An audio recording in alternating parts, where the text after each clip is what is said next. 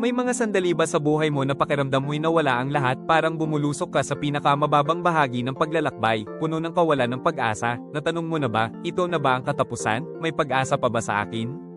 Marahil, pakiramdam mo'y nag-iisa ka at nalimutan, ngunit may isang katotohanan na mas mataas pa sa anumang sakit, ang ating mapagmahal na Diyos ay hindi kailanman nagpapabeya, siya ay laging nagmamasid, laging naghihintay, mayroon siyang dakilang plano, isang orihinal na posisyon, isang luklukan na kanyang inilaan para sa iyo, ang iyong kwento ay hindi pa tapos, sa kanya, nagsisimula pa lamang ang pagliligtas at pagbabalik, tandaan ang kanyang salita sa 2 Samuel Kabanata 11, talata 10, bakit kayo'y tahimik at hindi ninyo inaanyayahan ng hari na bumalik?